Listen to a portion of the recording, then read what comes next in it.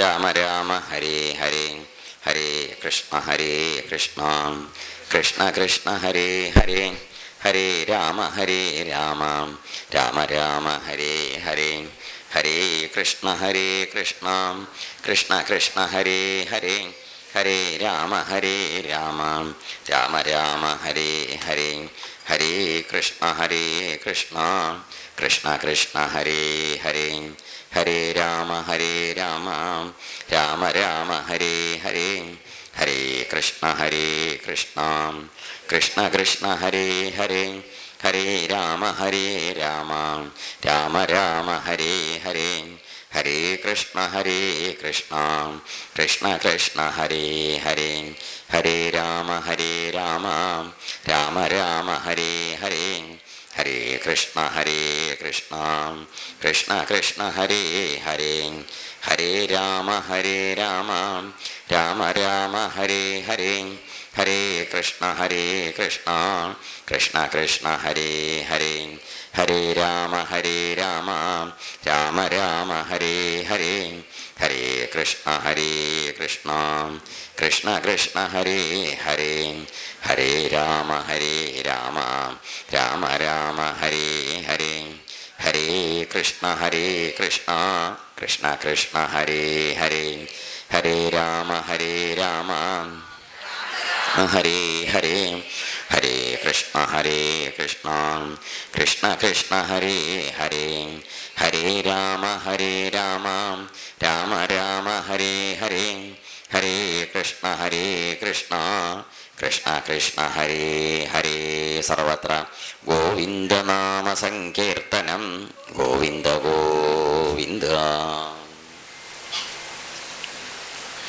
ശ്രീരാമലക്ഷ്മണന്മാര് സീതാദേവിയോട് കൂടിയിട്ട് ദണ്ഡകാരണ്യത്തിൽ പ്രവേശിച്ചിട്ട് അഗസ്ത്യ ആശ്രമത്തിലേക്ക് ചെന്നു. അപ്പോൾ അഗസ്ത്യർ നിർദ്ദേശിച്ച പ്രകാരത്തിൽ അവർ പഞ്ചവടി എന്നു പേരായിട്ടുള്ള അവിടെ ആ പ്രത്യേക സ്ഥാനത്ത് താമസാവാനായി. അങ്ങനെ താമസിക്കാനായിട്ട് പുറപ്പെട്ട സമയത്താണ് ഇവരവിടെ അഥ പഞ്ചവടിയും ഗച്ഛന്, പഞ്ചവടിയിൽ ചെന്ന് രഘുനന്ദനൻ രാമൻ അങ്ങനെ താമസിക്കാനായിട്ട് പുറപ്പെടുന്ന സമയത്താണ് ഇവരിവിടെ ഈ പഞ്ചവടിയിൽ എത്തിപ്പെട്ട സമയത്ത് എന്ത് കണ്ടു?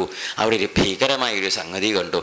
ഒരു മഹാകായം ഗൃധ്രം ഭീമപരാക്രമം, വലിയ ശരീരമുള്ളതായൊരു ഗൃധ്രൻ എന്ന് പറഞ്ഞാൽ കഴുകൻ, വലിയൊരു കഴുകനെ കണ്ടു, ഒരു പക്ഷിയെ കണ്ടു. അപ്പം കണ്ടപ്പം ഇവർ എന്താ കണ്ടപ്പോൾ അവർ വിചാരിച്ചത് എന്താ വെച്ചാൽ രാക്ഷസനെങ്ങാനും ആവുന്ന വിചാരിച്ചത്. ഈ വെച്ചാൽ മേനാതേ രാക്ഷസം, മേനാതേ വെച്ചാൽ രാക്ഷസനാണ് കണക്കാക്കിയത്. അപ്പോഴാണ് ഈ പക്ഷി ഇവർ രാക്ഷസനാണെന്ന് തന്നെ കണക്കാക്കണോ എന്ന് കണ്ടപ്പോൾ പക്ഷി വളരെ വാത്സല്യമാർന്ന ഭാഷയിൽ പറഞ്ഞു. അതാണ് തതോതൗ മധുരയാ വാച സൗമ്യ, സൗമ്യ പറഞ്ഞാൽ വളരെ സൗമ്യമായ ഭാവത്തിലാണ് പറഞ്ഞത്.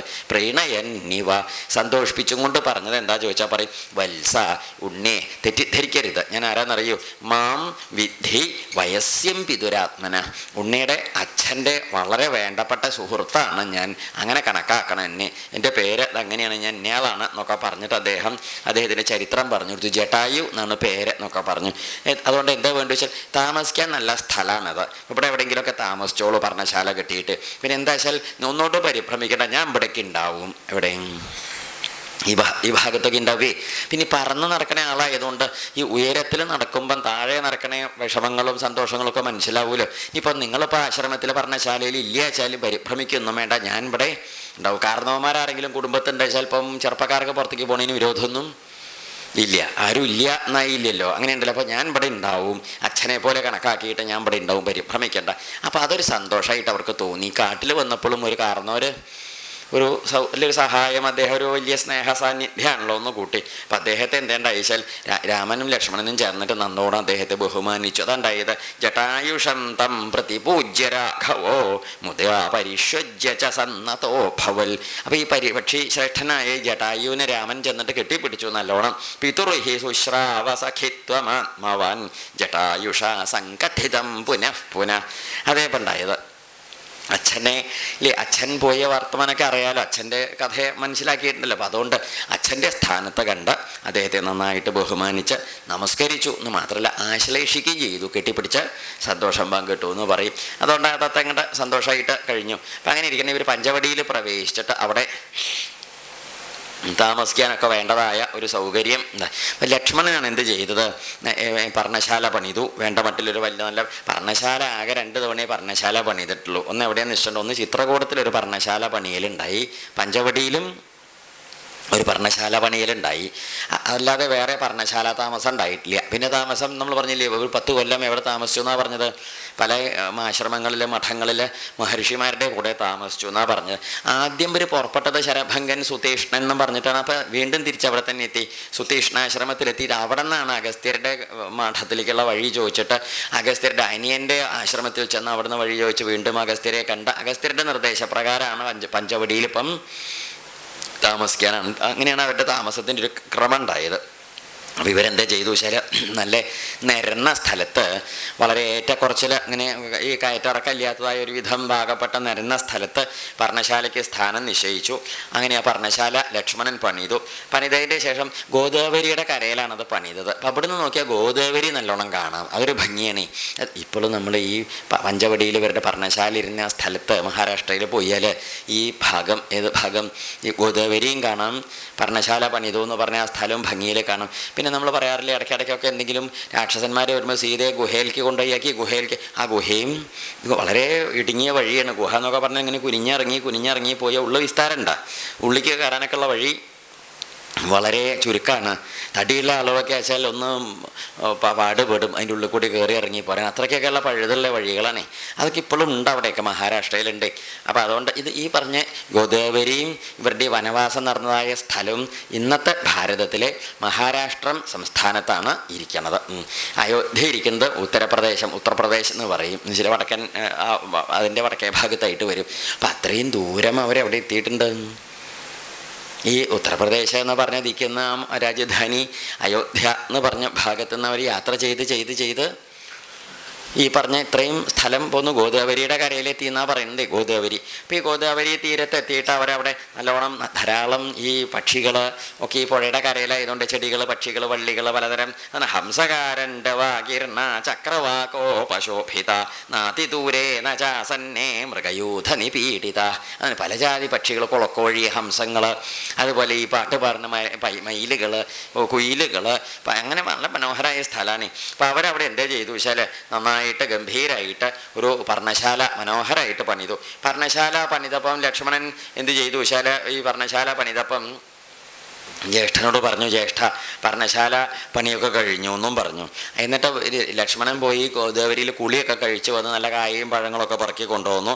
അങ്ങനെ ലക്ഷ്മണൻ ഇതൊക്കെ കൊണ്ടുവന്ന സമയത്ത് സീതയോട് കൂടിയിട്ട് രാമനാണ് ഈ പർണശാലയുടെ എന്ത് ചെയ്തത്, അതിന് വേണ്ട മാതിരിയുള്ള വാസ്തുബലി പുണ്യാഹം ഒക്കെ ഉണ്ടല്ലോ, ചെയ്യണോ, അതൊക്കെ ചെയ്തു, ഗംഭീരമായിട്ട് ചെയ്തു. രാമൻ്റെ വകതൊക്കെ ഉണ്ടായി. അങ്ങനെ സന്തോഷമായിട്ട് അവരവിടെ താമസിച്ചു. അങ്ങനെ ഇവിടെ താമസിച്ചിരിക്കുന്ന കാലത്ത് ആണ് ഹേമന്തകാലം വന്നത്. ഹേമന്തം എന്ന് പറഞ്ഞാൽ മനസ്സിലാവില്ലേ, മഞ്ഞുകാലം വന്നു. മഞ്ഞുകാലം വരുമ്പോൾ കാട്ടിലൊക്കെ പ്രത്യേകതയുണ്ട്. അതൊക്കെ അവർ നല്ലോണം ആസ്വദിച്ചു എന്നാണ് പറഞ്ഞത്.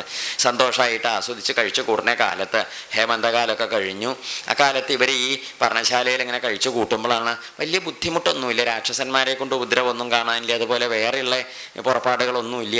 മഹർഷിമാരൊക്കെ വലിയ ദൂരമല്ലാതെ കുറേ ഭാഗത്ത് അവരുണ്ട്, അഗസ്ത്യർ പിന്നെ കുറച്ച് ദൂരമായിട്ട് അഗസ്ത്യരുണ്ട്. എല്ലാവരുമായിട്ട് സന്തോഷമായിട്ട് കഴിച്ചു കൂടുന്ന കാലത്ത് അക്കാലത്ത് ഒരു ദിവസം തഥാസീനസ്യ രാമസ്യ കഥാസംസക്ത ചേതസ, ഒരു ദിവസം ഉച്ചയ്ക്ക് 3 മണിക്ക് ഊണ് കഴിഞ്ഞുള്ള നേരത്തെ ഇങ്ങനെ ഇരിക്കുമ്പം പർണശാലയുടെ അടുത്ത് ഇങ്ങനെ മിണ്ടിയും പറഞ്ഞും കഥാസംസക്തം വർത്തമാനം പറഞ്ഞിരിക്കുക. ഈ വടക്കോട്ട് പോയാൽ പറയും കഥ പറയുക എന്ന് തന്നെയാണ് പറയുക. വടക്കോട്ട് കഥ പറയുക അർത്ഥം എന്താ? പുലിയുടെയും പൂച്ചയുടെയും കഥയല്ല, ഇങ്ങനെ കാര്യമായിട്ട് ഗൗരവതരമായ ചർച്ചകളൊന്നും അല്ലാതെ കണ്ടുള്ള വർത്തമാനങ്ങളും പറഞ്ഞ് നേരം പോക്കൊക്കെ ആയിട്ട് ഇങ്ങനെ ഇരിക്കുമ്പം അതിനെന്താ പറയുക, കഥ പറയുക എന്ന് പറയാം. അവരവിടെ കഥയും പറഞ്ഞിരിക്കുകയാണെന്ന് പറയും. എന്ന് വെച്ചാൽ വർത്തമാനം പറയണമെന്നേ ഉള്ളൂ, അല്ലാതെ കഥകൾ ആരുടെയും പറയണമെന്നല്ല.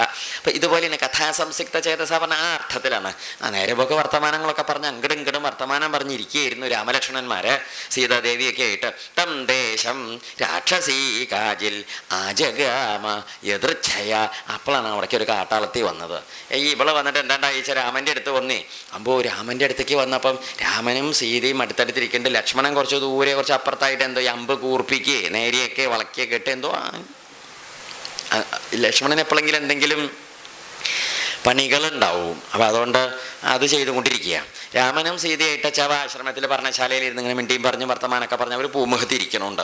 അപ്പോഴാണ് ഇവള് വന്നത്. അപ്പോൾ നോക്കുമ്പം എന്തോ ഒരു സ്വരൂപമാണ്. ഈ രാമനെ കണ്ടപ്പോൾ അതാ തോന്നിയത്. സാത്തു വന്നവളുടെ പേരെന്താണെന്നറിയോ?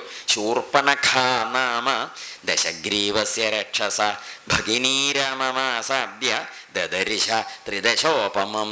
അപ്പോൾ ശൂർപ്പണഖ എന്നവളുടെ പേര്. ശൂർപ്പണഖ എന്ന് പേര് ഉണ്ടായതുകൊണ്ടേ പേര് കേട്ടാലേ രൂപം ഒന്ന് സങ്കല്പിക്കണം. നമുക്കറിയോ ശൂർപ്പണഖയുടെ രൂപം എങ്ങനെയാന്ന്? ഇല്ലല്ലോ അല്ലേ? ഒന്ന് മനസ്സിലാക്കിക്കോളൂ. ശൂർപ്പണഖ എന്നവളുടെ പേര്. ഈ പേരെന്നെ ഉണ്ടായത് എങ്ങനെയാ ചോദിച്ചാൽ ശൂർപ്പ നഖ എന്നാണ്. ശൂർപ്പം എന്ന് പറഞ്ഞാൽ മുറല്ലേ? നമ്മൾ ഈ അരിയൊക്കെ നേരിയാക്കി ഇരിക്കണം. മുറന്നൊക്കെ പറഞ്ഞാൽ മനസ്സിലാവില്ലേ? ആർക്കാരും മുറം. ഇപ്പം മുറമൊക്കെ ഉണ്ടോ? നമ്മൾ മുറന്ന് പറയില്ലേ പണ്ട്? ആ മുറല്ലേ? ആ മുറൻ പോലെയുള്ള നഖം. അപ്പം ഇവളുടെ നഖം മുറത്തോളം ഉണ്ട് എന്ന് പറഞ്ഞ എന്താർത്ഥം? നഖം മുറത്തോളം ഉണ്ട്, അല്ലെങ്കിൽ മുറം പോലെയാണ് നഖം എന്ന് പറഞ്ഞ എന്താർത്ഥം? അവിടെ ഇരിക്കട്ടെ, നഖം അവിടെ ഇരിക്കട്ടെ. അപ്പം ഈ മുറം പോലെ വലുപ്പമുള്ള നഖം ഇരിക്കണ വിരലെത്ര ഉണ്ടാവും? മെല്ലെ മതി കേട്ടോ, ധൃതി കൂട്ടണ്ട. പെട്ടെന്നാവുമ്പോളേ വയ്യാണ്ടേ പോവും. നമുക്ക് അവിടെ നിന്ന് ഇങ്ങോട്ട് പിടിക്കുക. അപ്പം നഖം ഏതാണ്ട് മുറത്തോളം ഉണ്ട്. അപ്പം വിരല് ഇവിടുന്ന് കിട്ടിയല്ലോ, അവിടെ ഇരിക്കട്ടെ. ഇനി ഒന്ന് ലേശം കൂടി ഇതൊന്ന് വേണം പിടിച്ച് കയറാൻ ഇനി. അപ്പം ആ വിരലിരിക്കണേ കൈ എത്ര ഉണ്ടാവും? അങ്ങനെയുണ്ടല്ലോ. ഇവിടുത്തെ കിട്ടിയോ? മെല്ലെ മതി. ആ രൂപ കിട്ടിയില്ലേ? ആ കൈ ഇരിക്കണേ ഉടല് ദേഹം എത്ര ഉണ്ടാവും? ഇവിടുത്തെ കിട്ടിയില്ലേ? ആ മതി. ഇപ്പം ശൂർപ്പണഖയുടെ ഒരു പാസ്പോർട്ട് സൈസ് കിട്ടിയോ? അത് മതി. നമുക്ക് രൂപമില്ല വെച്ചാലേ ഒന്നും മനസ്സിലാവില്ല. ഒരാളെ കുറിച്ച് പറയുമ്പോൾ ഒരു രൂപം ഉണ്ടച്ചാൽ കുറേശ്ശൊക്കെ പറഞ്ഞു. ഇവളാണ് ഇവിടേക്ക് വന്നത്. രാവണൻ്റെ അനിയത്തി ശൂർപ്പണഖ നാമ. ശൂർപ്പണഖ എന്നാ അതുകൊണ്ട് അവളുടെ പേര് ശൂർപ്പണഖ. ശൂർപ്പണഖ പറഞ്ഞാൽ വെറും പേരല്ല, ഈ സ്വരൂപം കൂടി ഉണ്ട് അതിൽ. ഇപ്പം ഈ ജ്യേഷ്ഠൻ്റെ പേരെന്താണ്? രാവണൻ്റെ പേര് ദശഗ്രീവൻ എന്നാണ്. അപ്പം ആ പേര് കേട്ടാൽ എന്താ അറിയാൻ പറ്റും? ഇപ്പം തലപത്തെണ്ണം ഉണ്ടെന്ന് മനസ്സിലാവില്ലേ? അതാണ്. അപ്പം ശൂർപ്പണഖ വന്നപ്പോൾ എന്തേ ചെയ്തു വെച്ചാൽ നമുക്ക് രാമനെ കണ്ടപ്പോൾ ത്രിദശോപമം ദേവനാണ് വിചാരിച്ചത്. പൊതുവെ ദേവന്മാരൊന്നും കാട്ടി താമസിക്കുന്നില്ല. ഇപ്പം സിംഹോരസ്കം അമ്പോ എന്താ പറയുന്നത്? മഹാബാഹും പത്മപത്ര നിഭേക്ഷണം. രാമൻ്റെ സ്വരൂപ പറഞ്ഞ നല്ല സ്വരൂപ ശരീരം, നല്ല കണ്ണൊക്കെ നല്ല ഭംഗിയിൽ. ആജാനുബാഹും ഇതൊക്കെ പണ്ട് പറഞ്ഞതാണ്. അല്ലയോ പുരുഷ ലക്ഷണങ്ങൾ തികഞ്ഞവനാന്നാ പറഞ്ഞത്. നോക്കൂ, ദീപ്തദാസ്യം. മുഖമൊക്കെ കണ്ടാൽ അങ്ങനെ വാടി കുഴഞ്ഞിട്ടും കണ്ണുന്തിയിട്ടും കവളൊട്ടിയിട്ടൊന്നും അല്ല. എന്താ അത്? ദീപ്തദാസ്യം. നല്ല തിളങ്ങണ തീ പോലെ ഉണ്ട് മുഖം. പ്രിയദർശനം. കണ്ട കണ്ണെടുക്കില്ല. അങ്ങനെയുണ്ട്. പിന്നെ എന്താ വെച്ചോ? ഗജവിക്രാന്തഗമനം. ആന നടക്കും പോലെ. നല്ല കൊമ്പനാന നടക്കണം. നമ്മുടെ കൊമ്പനാന നടക്കുന്നുണ്ടോ? ഇല്ലല്ലേ? ഓടുന്നതുണ്ടാവും. ഇപ്പം അതിൻ്റെ കാലമാണല്ലോ അല്ലേ?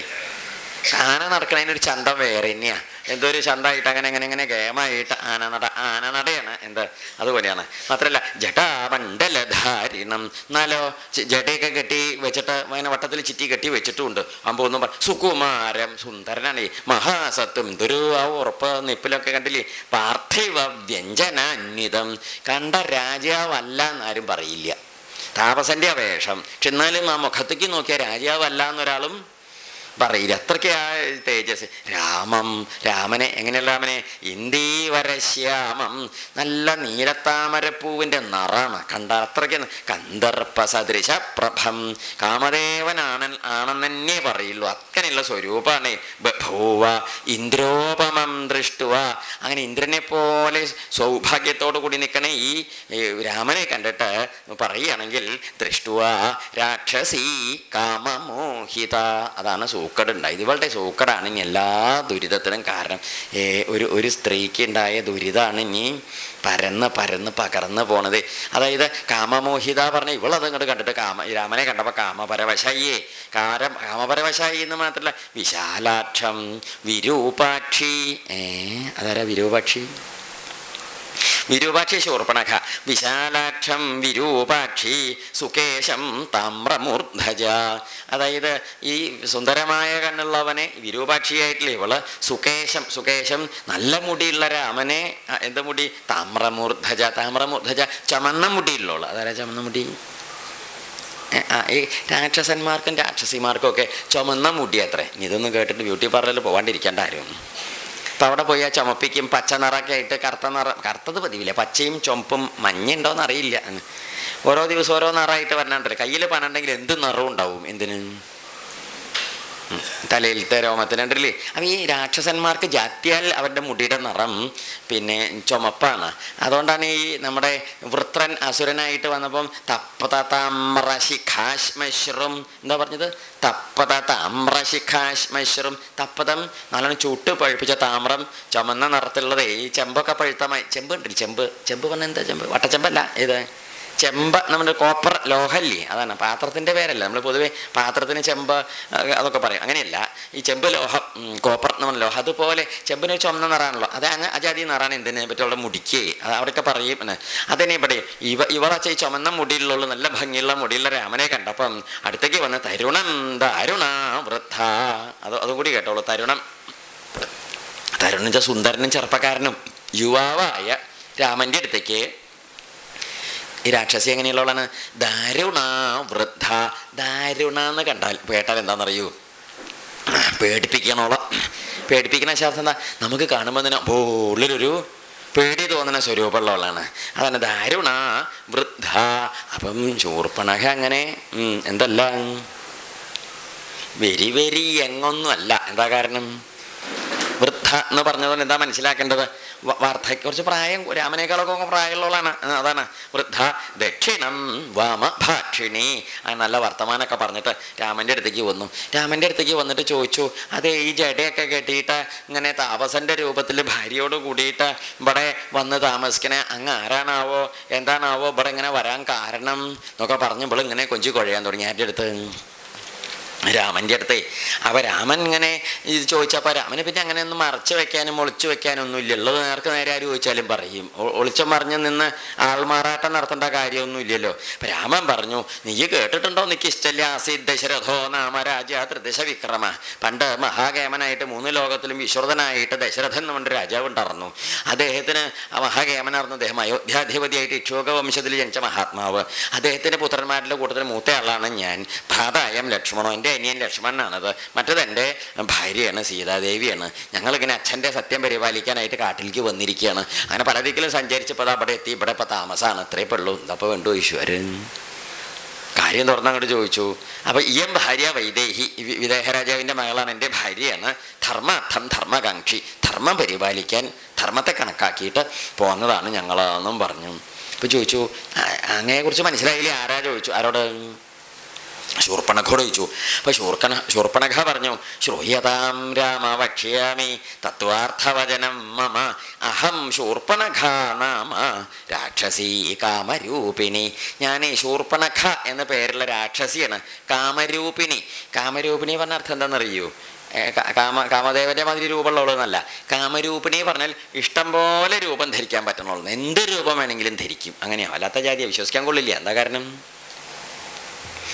എന്ത് രൂപം ധരിക്കണവരെ നമ്മൾ എന്ത് രൂപത്തിലാണ് കണക്കാക്കുക? മനസ്സിലായില്ലേ അല്ലേ? നമ്മളിപ്പോൾ എവിടെ ഏത് ദിക്കിലും നമുക്ക് ഒരേ ഭാവം രൂപമുള്ളൂ വെച്ചാൽ നമ്മൾ എവിടെയും വിശ്വസിക്കുക. എന്താ കാരണം? ഇവനെല്ലാ ദിക്കിലും ഒരു രൂപമല്ലേ. അല്ല, ഓരോ ദിക്കിക്ക് നമ്മൾ ഓരോ ജാതി വേഷം കെട്ടി വെച്ചാൽ എന്താ ഉണ്ടാവുന്നത്? എന്തോ ഒരു സംശയം തോന്നുന്നു. ഒരു രൂപല്ലേ ഉണ്ടല്ലോ. അപ്പം അതുകൊണ്ട് കാമരൂപിണിയാണ് അവളെ. കാമരൂപിണി ഇഷ്ടം പോലെ രൂപമൊക്കെ മാറണോളാണേ. അതുകൊണ്ട് ഞാൻ എന്താണെന്നറിയോ, ഞാൻ ഈ കാട്ടിൽ ഇങ്ങനെ നടക്കുകയാണ്. അതാണ്. എനിക്കൊരു ഏട്ടനുണ്ട്, രാവണോ നാമ. വല്ലാത്ത നാമയാണത്. എന്ത്? രാവണോ നാമ ഭ്രാത ബലിയാൻ രാക്ഷസേശ്വര. രാക്ഷസന്മാരുടെയൊക്കെ നാഥൻ മഹാകേമനാണ്. കേട്ടിട്ടില്ലേ? ധീരോ വിശ്രവസ പുത്രോ. വിശ്രവസിൻ്റെ മകനാണേ. അങ്ങനെയുണ്ട്. യതിന്റെ ശ്രോത്രമാകത്ത. കേട്ടിട്ടില്ലേ? ആ ചോദ്യത്തിൽ ഇനി എന്തുണ്ട്? ഞങ്ങൾ കുറെ കേൾക്കണവരാണെന്നൊരു തോന്നല്. കേട്ടിട്ടില്ലേ ചോദിച്ചു. കേൾക്കേണ്ടതാണ്. ശല്യ. പിന്നെ എന്താ വെച്ചിട്ടുണ്ടോ, ഈ അതോ എൻ്റെ ഒരു വലിയേട്ടൻ. പിന്നെ പ്രവൃദ്ധ നിദ്രശ്ച തഥാ കുംഭകർണോ മഹാബല. അതിൻ്റെ താഴെ വേറൊരു ഏട്ടനുണ്ട്, പ്രവൃദ്ധ നിദ്ര. അദ്ദേഹത്തിന് അതിനെ നേരല്ലോ. ലീവ് എടുത്ത് ഉറങ്ങണ ആളാ. ആര്? ഞായറാഴ്ച ഉറങ്ങണ ആളല്ല, ലീവ് എടുത്ത് ഉറങ്ങുക ചെയ്യും. അങ്ങനത്തെ ഒരു ഏട്ടനുണ്ട്, പ്രവൃദ്ധ നിദ്രൻ. ധാരാളം ഉറങ്ങണ ആള്. കുംഭകർണോ മഹാബല. എന്നാലും വലിയ എണീട്ടാ വലിയ ബലാട്ടോ, ഉറങ്ങുമ്പം കുഴപ്പമില്ല, അല്ലാത്തവളൊക്കെ നല്ല ബലവാനാണ് മഹാകേമൻ. അങ്ങനെ ഒരാളും കൂടി ഉണ്ട്. പിന്നെ എന്താ വെച്ചോ, അതിൻ്റെ ഇളയതൊന്നുണ്ട്. വിഭീഷണസ്തു ധർമാത്മാ നു രാക്ഷസചേഷ്ടിത. അതൊന്ന് അടിയിൽ വരച്ചോളൂ, ആ പുസ്തകത്തിൽ വരയ്ക്കരുത് കേട്ടോ, അബദ്ധത്തിൽ പറഞ്ഞു പോണത് അതൊക്കെ. എന്താ ഒരാളും കൂടി ഉണ്ട്, വിഭീഷണസ്തു ധർമാത്മാ നു രാക്ഷസചേഷ്ടിത. ഞാൻ ഇളയൊരു അനിയനും കൂടി ഉണ്ട്, അത് ധർമാത്മാവാണ്, വലിയ ധർമ്മസ്വരൂപനാണ്. ആ ഉണ്ണിക്ക് എന്തില്ല, രാക്ഷസന്മാരുടെ ഒരു സമ്പ്രദായവും ഇല്ല, അത് വേറൊരു ജാതിയാണ്. എന്ത്, ഞങ്ങളുടെ കൂട്ടത്തിലാണ് ജനിച്ചാലും ഞങ്ങളുടെ കൂട്ടത്തിൽപ്പെട്ട ജാതിയല്ല, അത് വേറെ ജാതിയെന്ന് പറഞ്ഞു. എന്താ കാരണം, ധർമാത്മാവാണേ, രാക്ഷസന്മാരുടെ സമ്പ്രദായം ഒന്നുമില്ല, അതാണ് കഥ. അപ്പം അതുകൊണ്ട് എന്താ വെച്ചാൽ പ്രഖ്യാതവീര്യൗ ചരണേ ഭ്രാതരോ ഖരദൂഷണവും. ഇനി ഇത് കൂടാതെ 2 സഹോദരന്മാർ വേറെയുണ്ട്, യുദ്ധത്തിലൊക്കെ മഹാകേമന്മാരാണ്. അവരുടെ പേര് ഖരദൂഷണന്മാർ, ഖരനും ദൂഷണനും.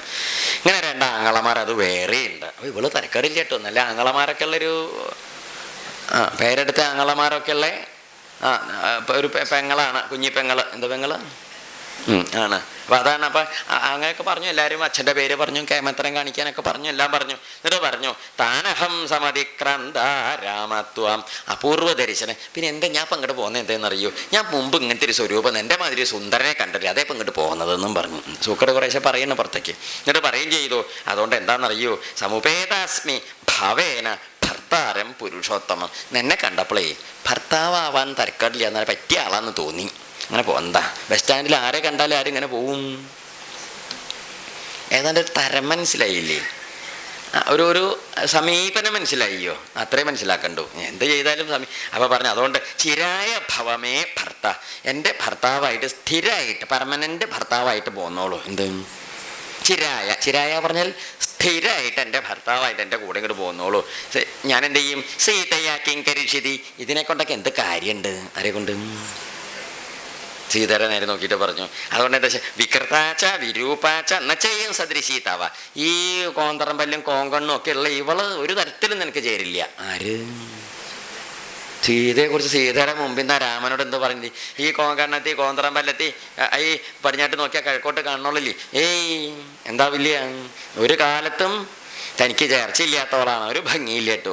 ചേർച്ചയൊക്കെ വേണ്ട, ആരെ ജാതകം നോക്കി ചേർച്ചതാവത്, എന്ത് ചേർച്ചയില്ല, ഏയ് നന്നാവണില്ല കേട്ടോ. അതുകൊണ്ട് അഹമേവാനുരൂപാത്തെ ഭാര്യ രൂപേണ പശ്യമ. ഇപ്പം ഭാര്യ ആവുക വെച്ചാൽ ചേർച്ചയൊക്കെ വേണ്ടേ. ഞാനിങ്ങനെ നോക്കുമ്പോൾ നിനക്ക് ഏതാണ്ടൊക്കെ പറ്റും, തരക്കേടില്ല. ആര്? ഞാനേ മഹാഗേമിയ. എന്തല്ലേ. അതുകൊണ്ട് ഇവാം വിരൂപാം അസതിയും കരാളാം അമ്പമ്പമ്പോ നിർണതോദരിയും. ഈ ജാതി കരാളാന്നൊക്കെ പറഞ്ഞാൽ മറ്റേ ജാതി വൃത്തിയില്ലാത്ത സ്വരൂപമുള്ളവളുണ്ടല്ലോ ഈ സീത. അതുകൊണ്ട് അനേനത്തെ സഹഭ്രാത്ര ഭക്ഷയിഷ്യാമി മാനുഷ്യം. അത് നീ അതിനെക്കുറിച്ചൊന്നും പേടിക്കണ്ട, അതൊക്കെ ഞാൻ ഉപ്പേരി കൂട്ടുമ്പോൾ തിന്നോളാം. ഇതിൻ്റെ കൂടെ ഊണഴിക്കുമ്പോഴേ അത്രയേ ഉള്ളൂ, പേടിക്കണ്ടെന്നും പറഞ്ഞു. ഇപ്പം അങ്ങനെ പേടിയില്ല. ഇത് ഈ സാധനം ഉണ്ടാകുമ്പോൾ എനിക്ക് മോഹമൊക്കെ ഉണ്ട്, അങ്ങനെയൊന്നും പരിഭ്രമിക്കേണ്ട, അതൊക്കെ ഞാൻ പരിഹരിക്കും. വാസ്തവം പറഞ്ഞാലേ ഇന്നത്തെയൊക്കെ ചില പത്രവാർത്ത കേൾക്കുമ്പോൾ ഇങ്ങനത്തെ ശൂർപ്പണഖമാരൊക്കെ എപ്പോഴും ഉണ്ടെന്ന് തോന്നിപ്പോവും. തോന്നിയിട്ടുണ്ടോ? ഇല്ല പോവാ. അതായത് കാമുകനെ സ്വന്തമാക്കാൻ കാമുകൻ്റെ ഭാര്യയെയും കുട്ടികളെയും കൊന്ന കാമുകി പിടിയിൽ, പിന്നെ വലിയിൽ, പിന്നെ ജയിലിൽ, പിന്നെ കണ്ടിട്ടില്ലേ? അപ്പോൾ ഈ ശൂർപ്പണഖ എന്ന് പറഞ്ഞ ഭാവം അതൊരു വ്യക്തി എന്നുള്ളതിനപ്പുറത്തേക്ക് എന്താണ്, ഒരു ലോകത്തുള്ളൊരു അധർമ്മത്തിൻ്റെയും സാമൂഹ്യ വിരുദ്ധമായ ചില സമ്പ്രദായത്തിൻ്റെയും പ്രതീകമാണ്. നമ്മൾ മുമ്പൊരിക്കൽ പറഞ്ഞു, വിവാഹം, ഭാര്യ, ഭർത്താവ്, ബന്ധം, ഇങ്ങനെയൊക്കെ ഉള്ളത് എന്താണെന്ന് ചോദിച്ചാൽ സമൂഹത്തിൽ പരസ്പരം എന്തുണ്ടാവാതെ കണ്ടിരിക്കാൻ, പരസ്പരം നാശം ഉണ്ടാവാതെ കണ്ടിരിക്കാനും ദുരിതം ഉണ്ടാവാതെ കണ്ടിരിക്കാനും നമ്മളായിട്ട് ഉണ്ടാക്കിയിട്ടുള്ളൊരു സാമൂഹിക വ്യവസ്ഥിതിയാണ് എന്ത്, ഈ വിവാഹവും ബന്ധങ്ങളൊക്കെ. ശരിയല്ലേ? ഇത് അതിപ്പോൾ കടലാസിൽ എഴുതി ഒപ്പിട്ടതുകൊണ്ട് അച്ഛനമ്മ ബന്ധം, ഏട്ടനെ എടുത്ത് അനിയൻ ബന്ധം എന്നൊക്കെ പറഞ്ഞാൽ നമുക്ക് എന്ത് പറയാം?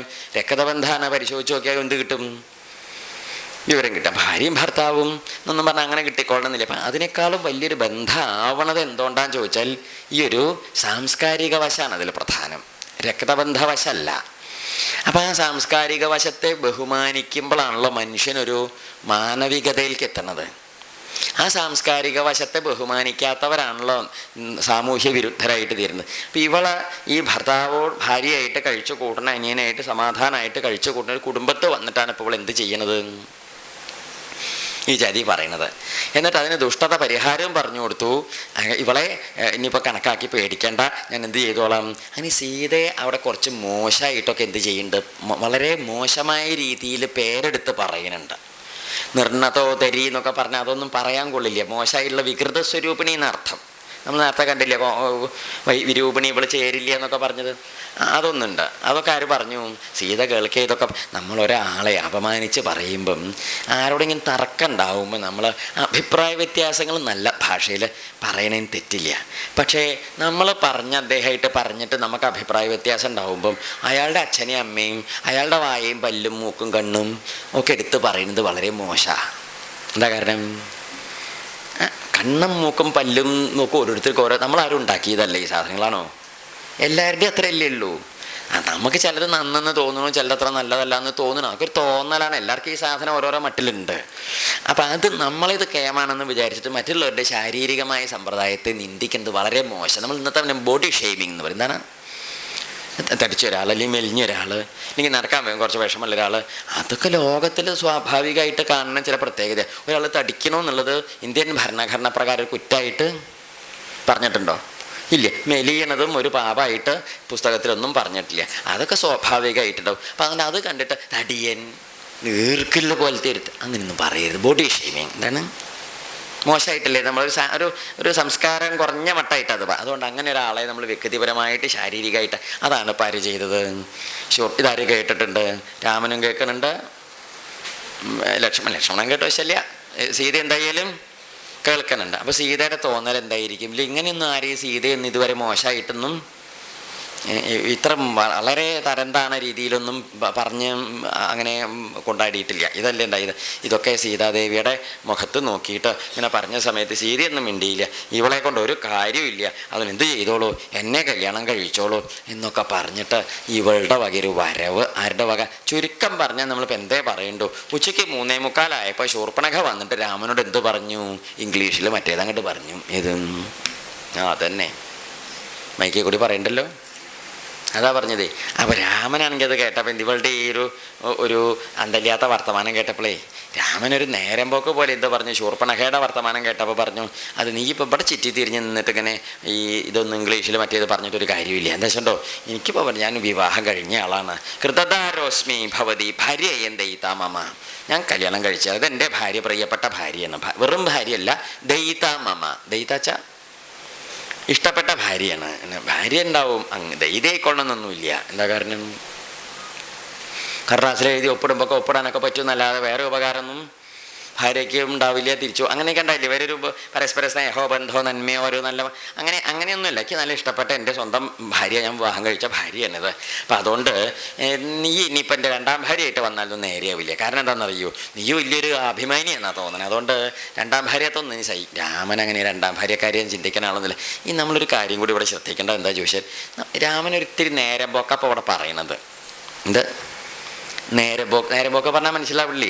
ശൂർപ്പണഖ ഇവളുടെ വരവും ഭാഷയും കേട്ടപ്പോൾ തന്നെ ആർക്ക് മനസ്സിലായി രാമൻ എന്ത് മനസ്സിലായി? ഇതൊരു മറ്റേ ജാതിയാണെന്ന്. എന്ത്? കുറച്ചൊരു വക തിരിഞ്ഞ ജാതിയാണ്. അപ്പോൾ അതുകൊണ്ട് അതിനെ കൈകാര്യം ചെയ്യുമ്പോൾ അതിനനുസരിച്ച് കൈകാര്യം ചെയ്യണമല്ലോ.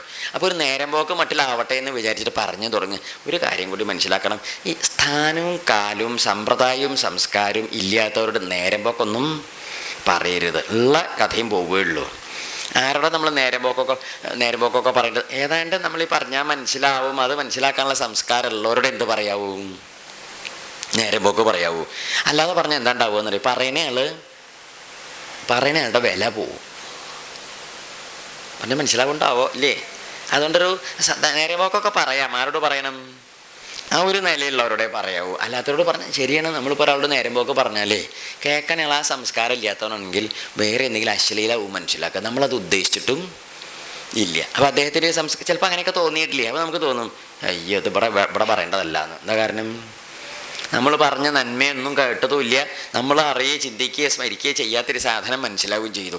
അപ്പോൾ ഇവളോട് പറഞ്ഞു, അത് വേണ്ട, എനിക്ക് പറ്റില്ല. ഞാൻ എഴുത്തച്ഛൻ്റെ ഭാഷയെ പറഞ്ഞാൽ ഒരുത്തനായാൽ അതന്നെ എന്ത് ഒരുത്തനായാൽ അവനരികെ ശുശ്രൂഷിപ്പാൻ ഒരുത്തി വേണമതിനിവളുണ്ടെനിക്കിപ്പോൾ.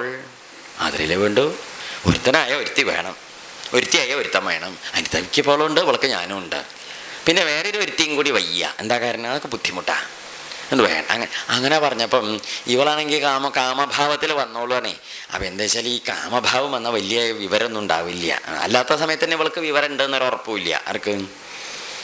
കണ്ടിച്ചങ്ങനെ വരില്ലല്ലോ. അപ്പം രാമനെ കണ്ട് വർത്തമാനം പറയുമ്പോൾ രാമൻ പറഞ്ഞു, ഒരു കാര്യം ചെയ്യുന്നു, ഈ എന്തായാലും ഇവിടെ വരെ വന്നതല്ലേ, ആ ഇരിക്കണത് ആ മരത്തിൻ്റെ ഇപ്പുറത്തെ പാറയുടെ കല്ലിൻ്റെ മുകളിൽ അമ്പ് കൂർപ്പിക്കുന്നില്ലേ, അതെൻ്റെ അനിയനാ, അവൻ ഇപ്പോൾ ഒറ്റയ്ക്കാ, അങ്ങോട്ട് ചെന്നോളൂ. സിംഗിളാണ് ആള്. എന്താ അതുകൊണ്ട് അങ്ങോട്ട് ചെന്നോളൂ.